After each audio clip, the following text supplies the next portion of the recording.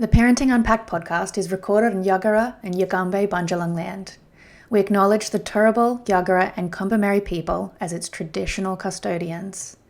We acknowledge all First Peoples of this land and celebrate their enduring connections to country, knowledge and stories. We pay our respects to the elders, those who have passed into the dreaming, those here today, and those of tomorrow.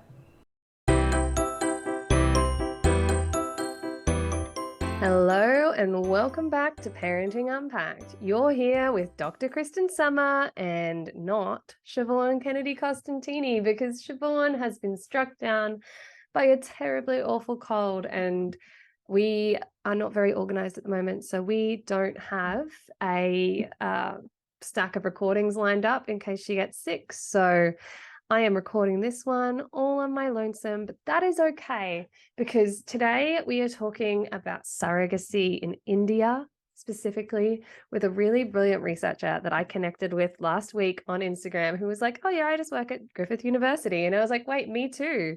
And she's like, I'm on the Gold Coast campus. And I'm like, oh my God, me too.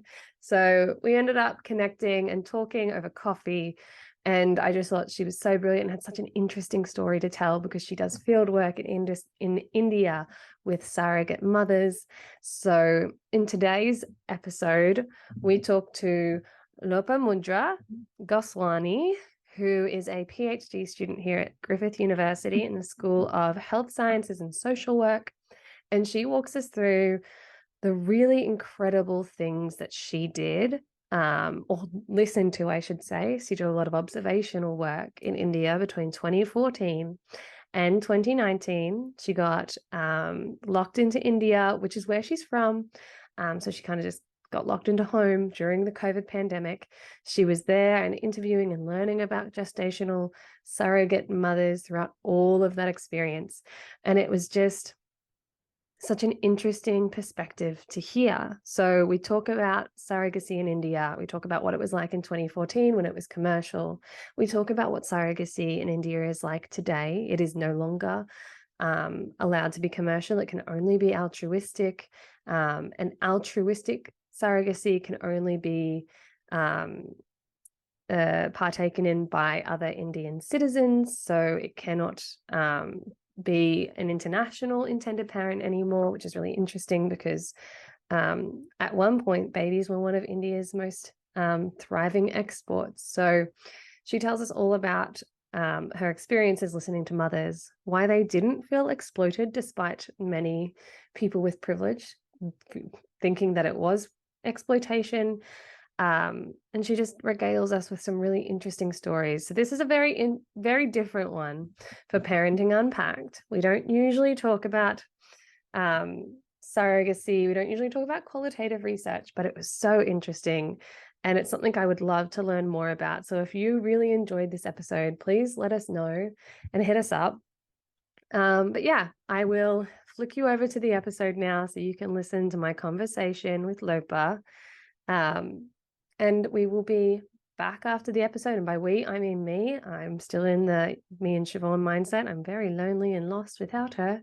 But we wish her the speediest of recoveries so that I am not alone again next week. Although we have another guest next week as well. So we will survive. But anyways, let's get into the episode with Lopa. Hey, Lopa. It's so wonderful to have you on today.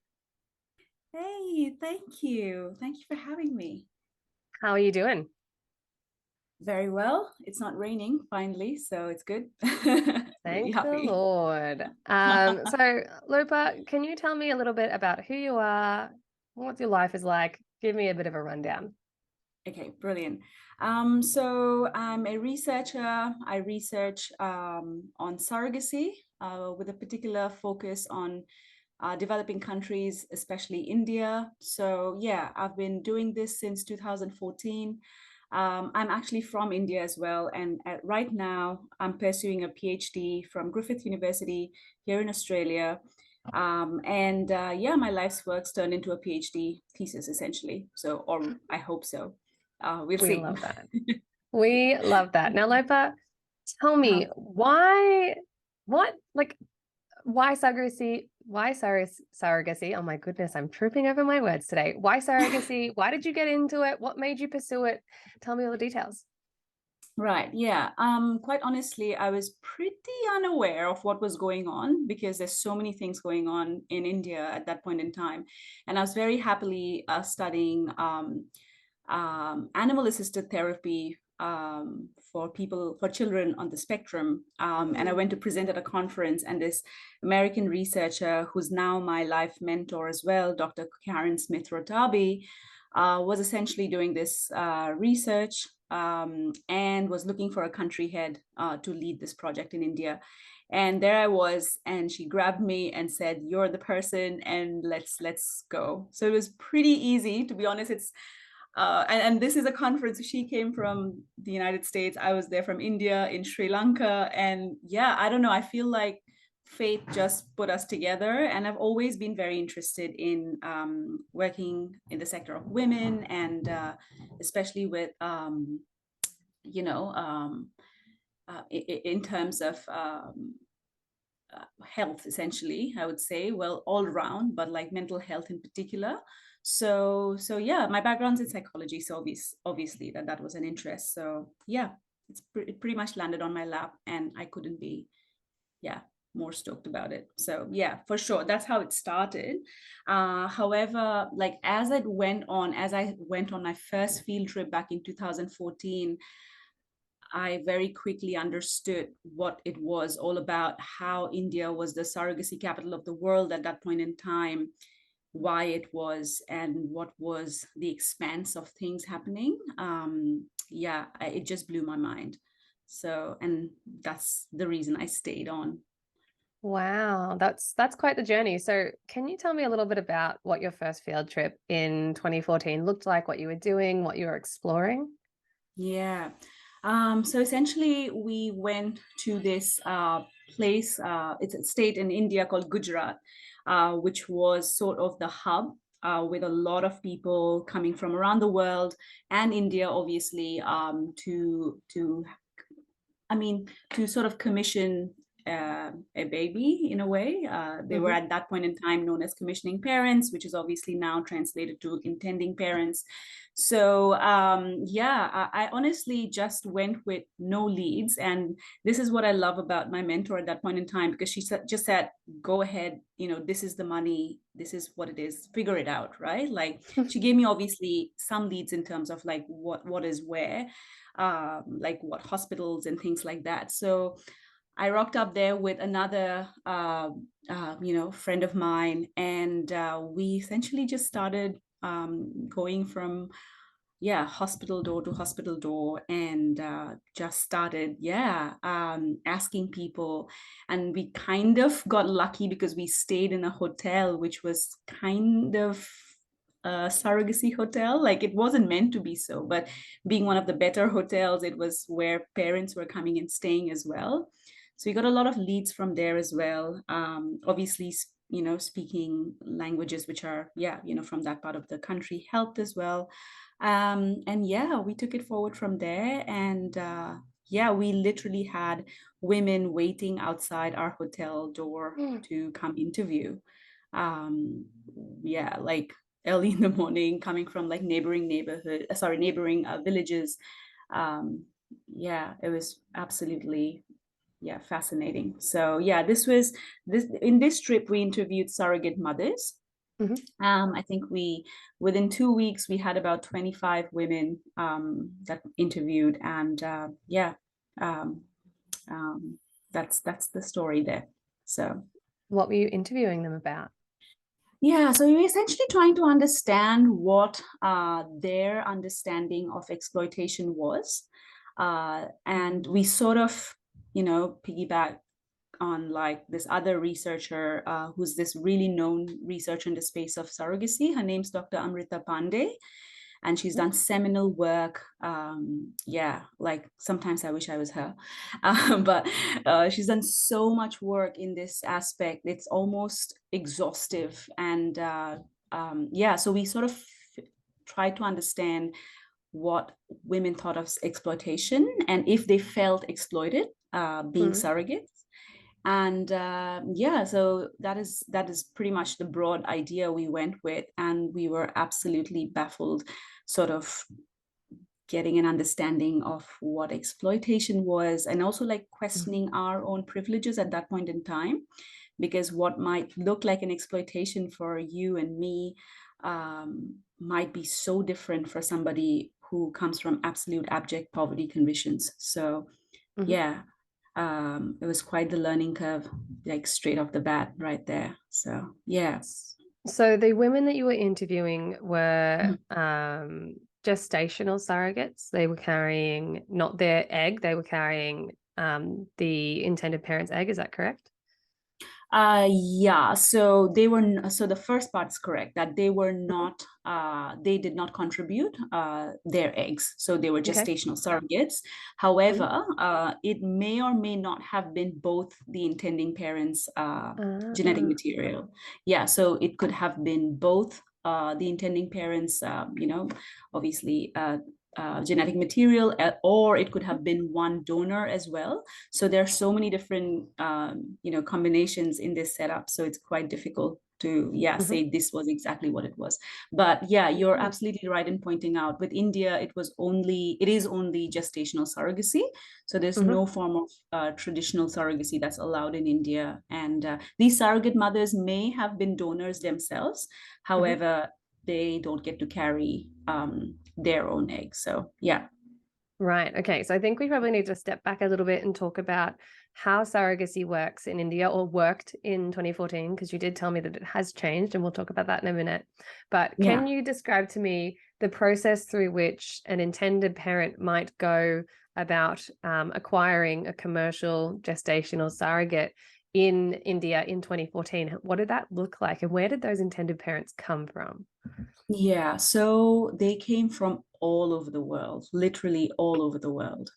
And obviously, India was great in regards to, obviously, it was way cheaper compared to countries like the United States, for example. There was an abundance of surrogate mothers available. People also had a lot of control with regards to, like these surrogate mothers essentially lived in hostels, where they were monitored. Yeah, they were living far away from their families. So every step of their life was like, medication or essential rest, and everything was monitored. Food, nutrition, things like that. So these are women we're talking about who come from remote areas in India where they are doing everything. So from carrying pails of water from the river or the nearby well or something like that to feed their family, doing everything household related chore, right? So I think it was one of the reasons why hostels were also there, because they Mhm. wanted to make sure that the baby stays and there's no, case of miscarriage, just control in general. Another reason also that I read was that, these are women in India in these places essentially weren't smoking or drinking alcohol. So again, it worked really well for the intending parents as well, and for the doctors to monitor and things like that. So yeah, sorry, I actually lost your question. What was the question again? That is totally fine. Let me sum up what you've said so far, though. So, Yeah, the gestational surrogate mothers, yeah, were mostly mothers who came from impoverished circumstances. India is a yeah, developing country and has a pretty significant poverty stricken population. So, these mothers yeah. were very likely mothers themselves.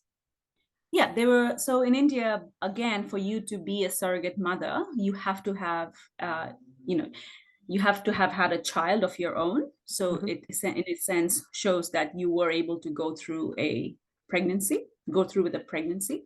So Mhm. that is a must. And obviously, spousal consent is also very Mhm. necessary.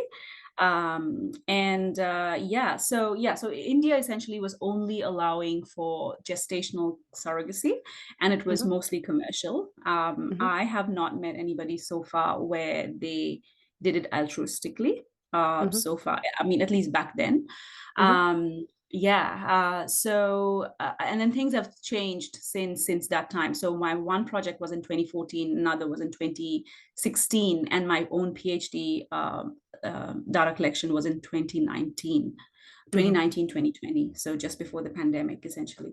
So yeah, a lot has changed since then, and it's a very interesting thing, because there's a lot on paper that happens, but there's also so much that goes on, in the background. So sometimes when people ask me, like, okay, so exactly what it is, so it's a tricky question to answer, because I'll say, yeah, it's not allowed, but then I'll hear from the field, from somebody, that, oh, actually it's still going on, or it's still happening in this way. So yeah, Wow. so Okay. So let yeah. me summarize again.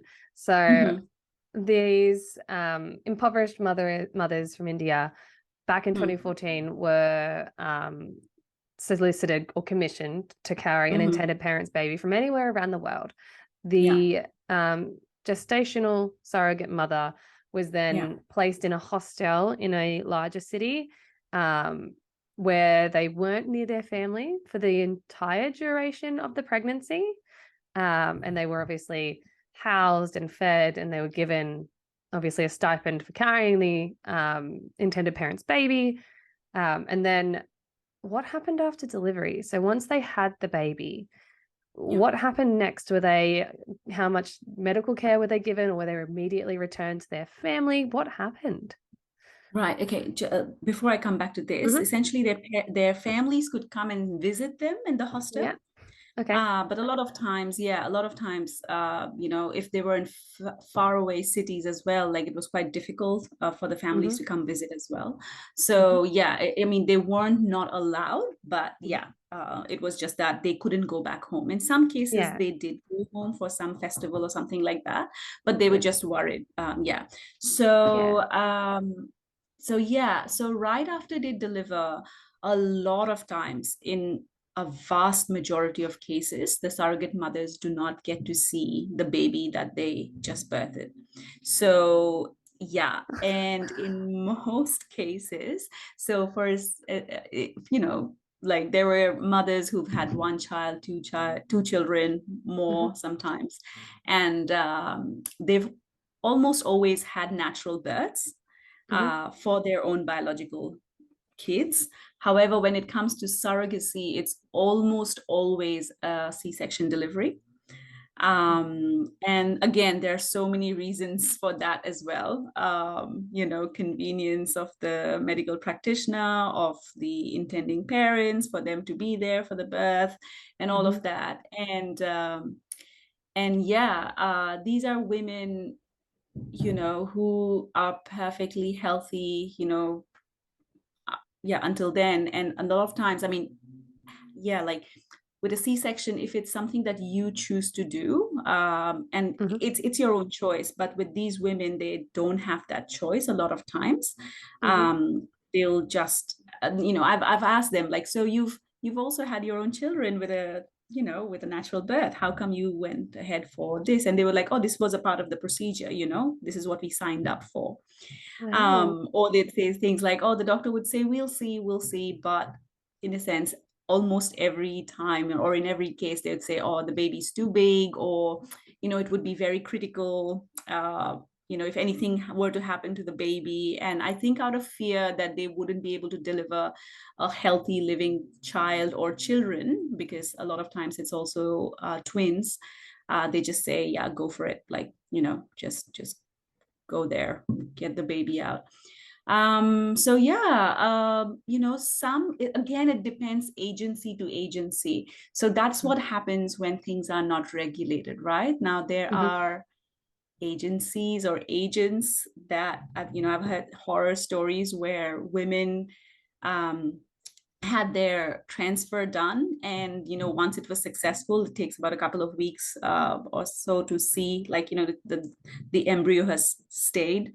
And after that, like, in some cases, they were just left to their own devices, and they were, and the agents disappeared until the 8th or the 9th month, because they were back again to get their commission.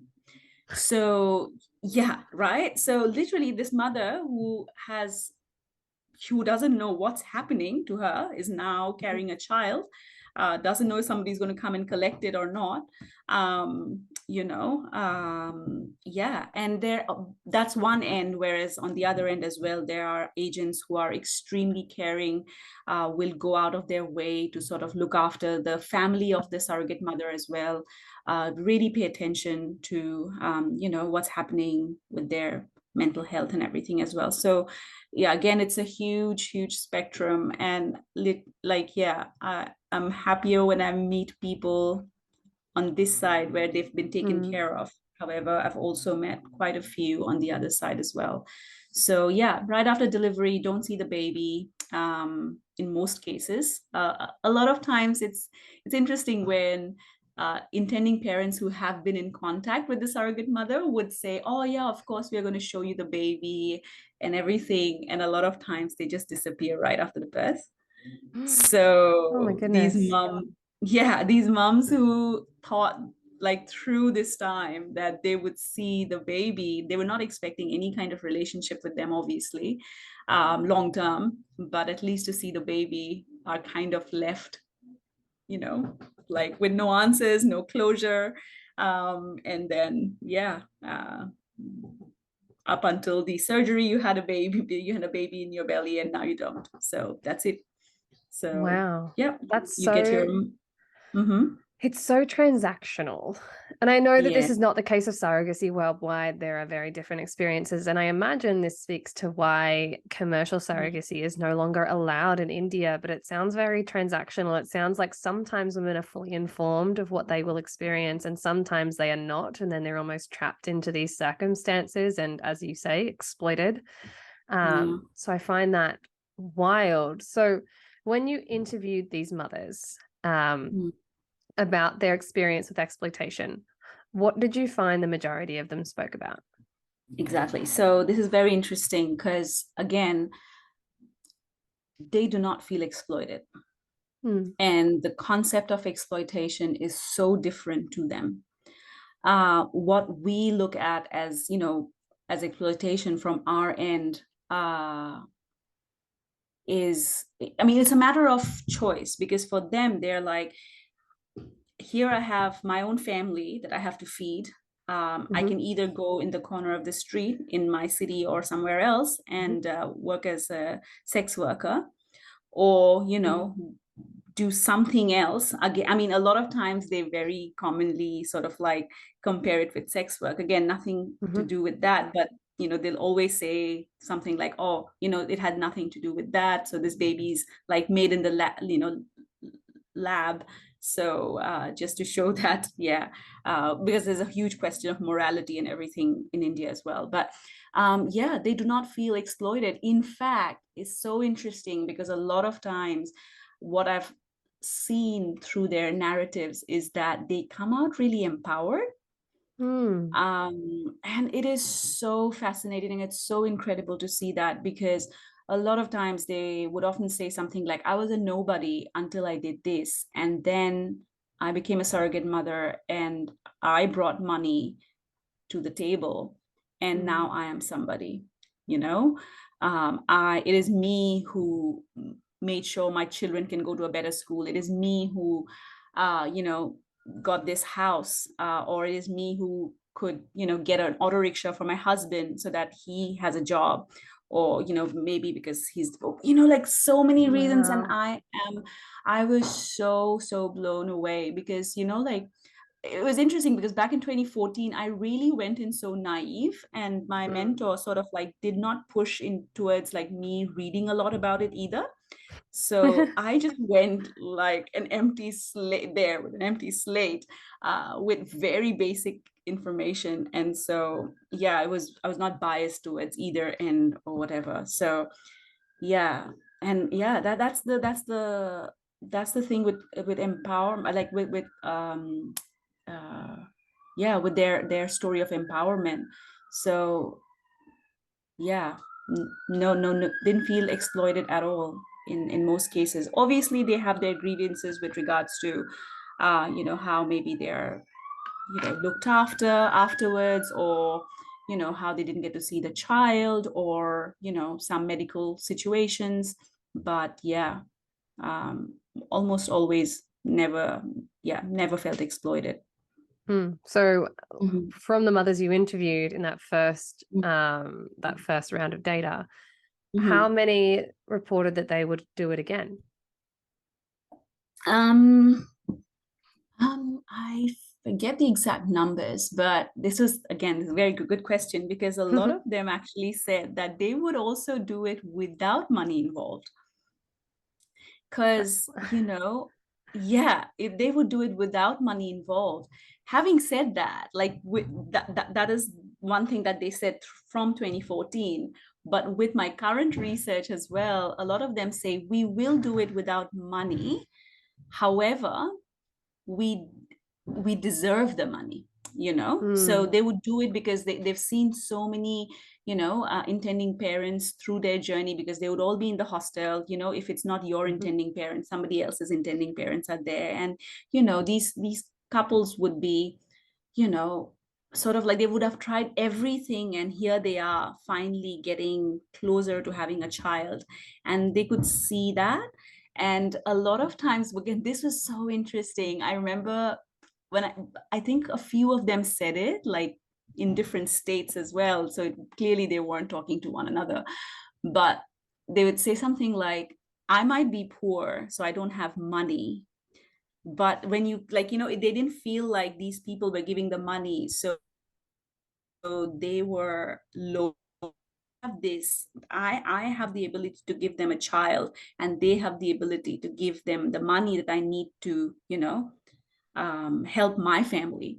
So it almost felt like they were equating themselves in this transactional way, but uh, I also felt like it was a form of empowerment that they felt, that they were able to even look at it that way. So yeah, um, that was something.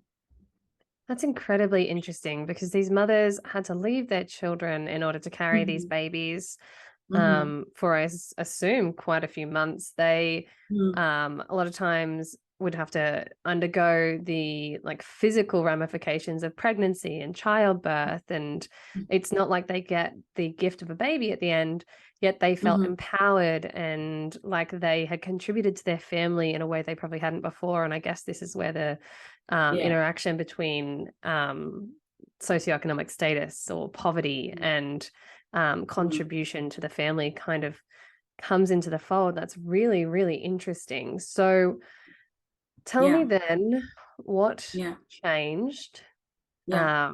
as India brought in its law that commercial surrogacy was no longer allowed? Yeah. So India essentially is now in a situation where they're only allowing for altruistic surrogacy. Mhm. And yeah, there's also one clause, I think, where you have to sort of know the person in a way. Mhm. It's quite murky, to be honest, because yeah, I was recently back in India for member check, and I heard some stories with regards to, you know, there were babies that were born during the pandemic, and sort of, parents couldn't come. Surrogate mother was obviously willing to look after the baby, obviously, like if they could pay towards the upkeep of, like buying milk and formula, whatever, all of that and things like that. Whereas, like, this particular doctor apparently, at some point just gave the baby away. And these parents who's, yeah, so many horror stories that happen as well, which is so scary. um yeah, so I think, I mean, it's a no-brainer almost that the way India should actually go forward is to regulate it. Mhm. And essentially it works for the best for everybody, because right now, any, again, like, this was a known case in Bangalore in India, where somebody actually opened shop literally in like a garage, and was delivering babies right there. So yeah, like with Not in a hospital, in a garage. no, not in the hospital. No, exactly. Like sort of a thing, right? So these things, yeah, these things will happen when you don't regulate things, when you can. And I remember like the surrogate mothers would refer to this person as Dr. So and so. And I was like, as far as I'm aware, he's not a doctor. So I went back to check and I was like, you never know, right? Like maybe they were like, a medical doctor who got into this sort of a thing, became an agent and so on and so forth. Maybe there was more money in it. And then no, he doesn't have any medical degree, but because of the way he was interacting, probably even getting involved in the procedure and everything, surrogates who delivered in that situation thought he was a doctor. So you see like the issues that can arise from not regulating it. So right now, again, like people who are doing it, like one of the agencies where I collected data, like they've closed down because they were following the book to the T, and essentially it was just getting more and more difficult. Whereas this other place that I know of, I think is still ongoing. Just because they're sort of like, slipping through the cracks, and making use of the loopholes.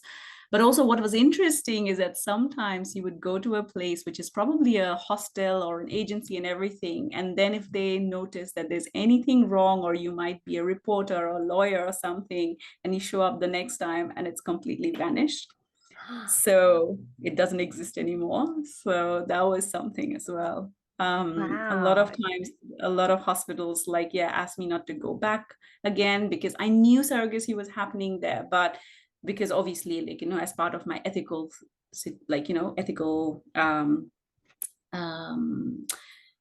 Clearance. Procedure protocols, I had to tell them why I was there and everything. So I was literally told, please do not return here because, as we told you, there's no surrogacy happening here. So that's the story, but I wait to see what else is also happening. I wasn't able to explore more in terms of exactly what's going on, but I heard some stories, and it was a very short time as well. So it'll be interesting to see where India goes with surrogacy. So wow. So yeah. So in And sorry, yes. before I forget, it's also banned international surrogacy as well. So it's only allowed for people within India, or at least have one partner who has an Indian citizenship or an OCI card, which is an overseas citizen of India. So wow. card. Yeah. So essentially, India's gone from having one of its biggest export being babies, essentially, to prohibiting international surrogacy altogether and limiting only altruistic surrogacy, although it sounds like some people are getting through the cracks and finding loopholes through all of that. But you do have another interesting story, and I want to know because you got caught in India as the pandemic came down. I mean, India is your home, so that makes sense that you would stay there. But I assume you got exposed to some of the horror stories that occurred in surrogacy during the pandemic. Can you tell me a little bit about what happened during the pandemic to surrogate mothers and what happened to those babies? Very, very interesting, because I mean the world was closing down, but the babies were on their way. So one way or another, these babies had to find their way back home. So this was a part of my PhD as well, where you have to have a publication during your PhD. So my supervisors and I was like, hey, this is happening in India, and they were like, let's do a paper out of it. So so I did some research and sat there reading through newspaper articles and everything, and found out that there, essentially again, even there were surrogate babies being born in cities where intending parents may or may not have been in. So these were babies who were being airlifted and dropped off to their parents during the course of the pandemic. In some cases, some of the surrogate mothers, I think, the goodness of their heart, like looked after these babies until the parents could sort of like drive, crossing multiple borders. And I mean, like Australia, India is also a huge country. So Mm. sometimes it can take you days and days to get through.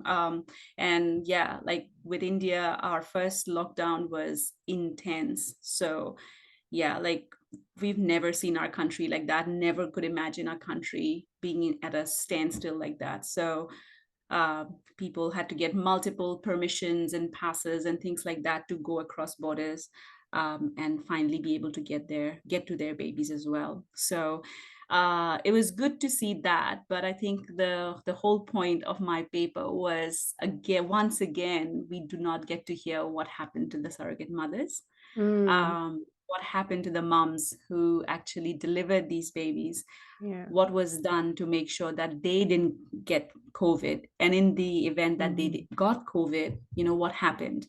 What about them when they have delivered? How are they going back to their towns and villages?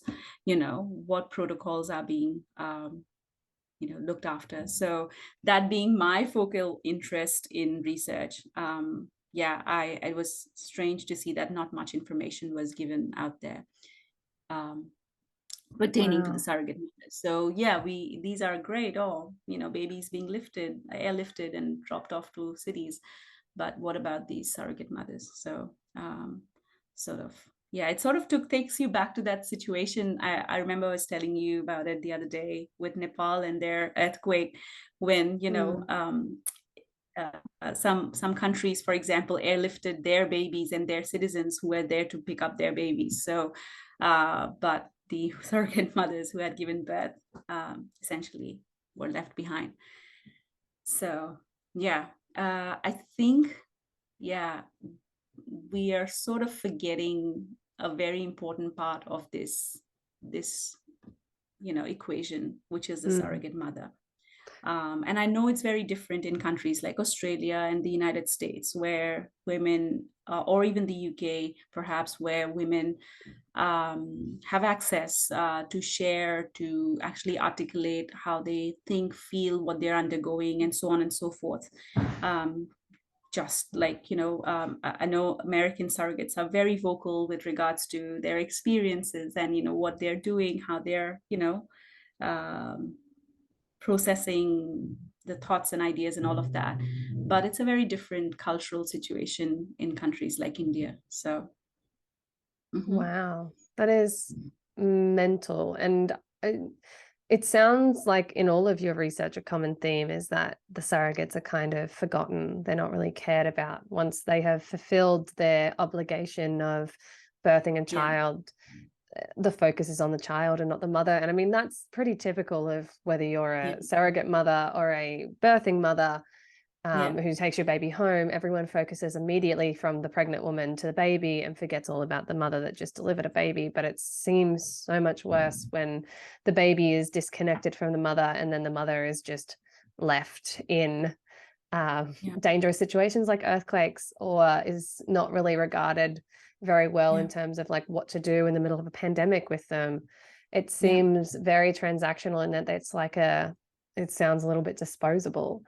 absolutely. And that's really Yeah, heavy. So I yeah, find it really bleak that in Western countries, surrogates can be championed more. I don't think it's perfect in Western countries either, but to hear about yeah, it in a developing country where it was a massive export for Western countries, that these women are treated with such little regard, yet they still feel so positively about it, so empowered by it. It's a yeah. very conflicting set of feelings and thoughts.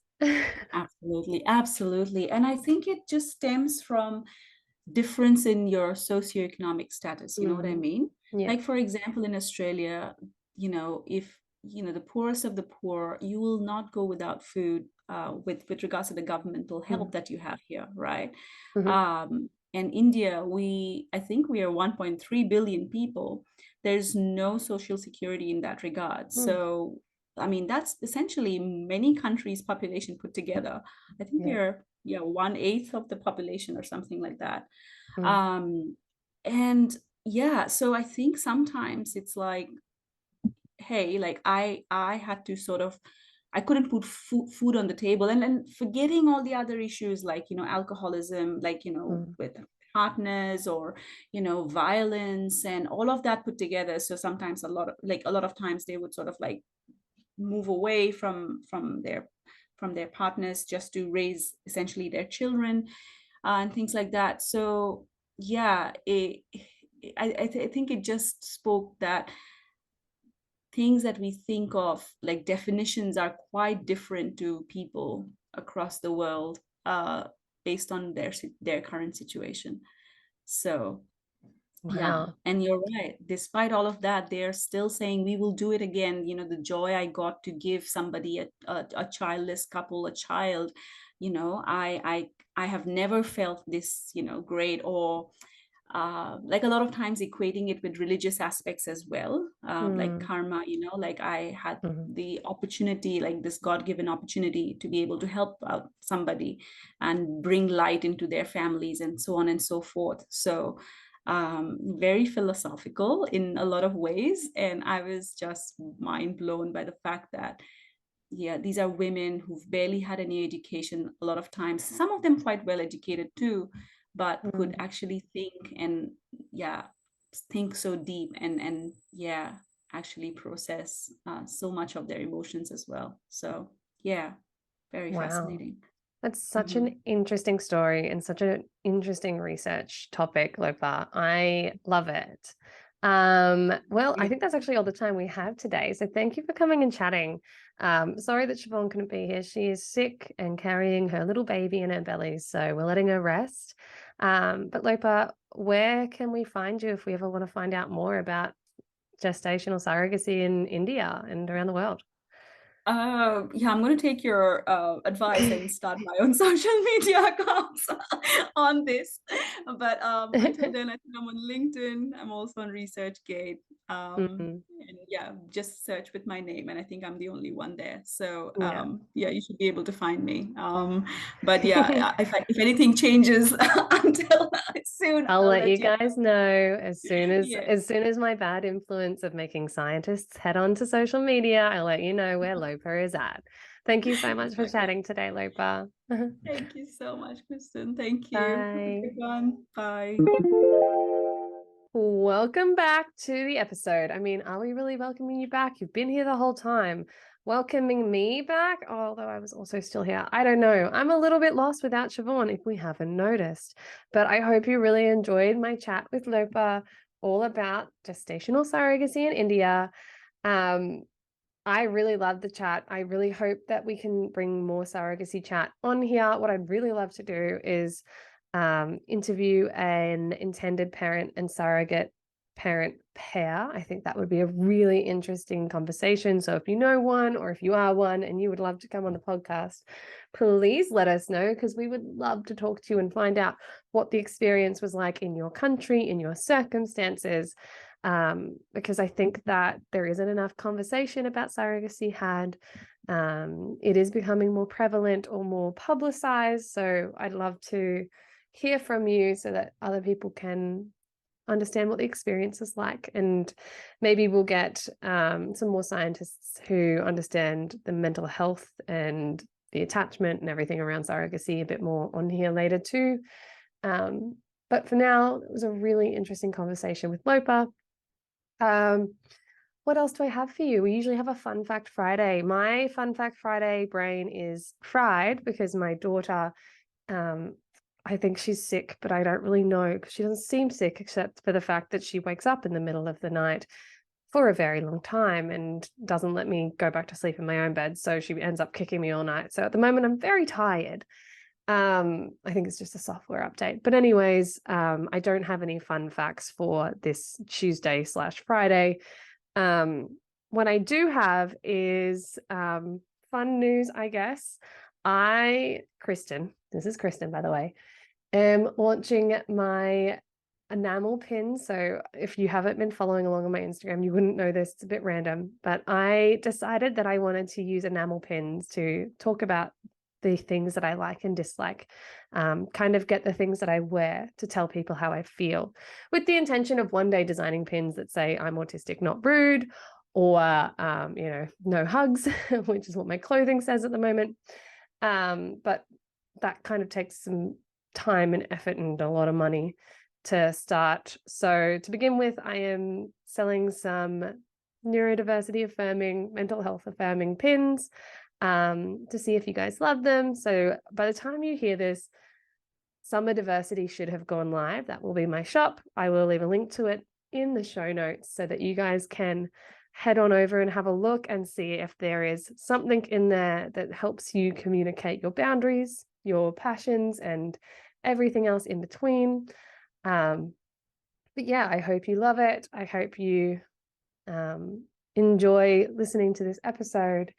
I hope that you love yourself and your brain for every beautiful, unique part that it has, even the executive dysfunction, which we know isn't great, but like there are ways we can hack it to make it more functional than dysfunctional. I don't know. We'll see. I'm still trying to figure it out too. So we can all do it together as a family. A great big Parenting Unpacked family. Without Siobhan to rein me in, I'm going to get real weird. So I'm going to say goodbye now, friends. And we can all hope and pray that Siobhan will be back here next week on Parenting Unpacked as we interview yet another guest, because we have actually been very organized for once, which means that we've had to do even less work for ourselves. And we've organized guests so that we don't have to prepare content, work smarter, not harder. I don't know if I was supposed to tell you that and let you in on that little secret. But anyways, I hope you enjoyed, and I will see you next week. Bye.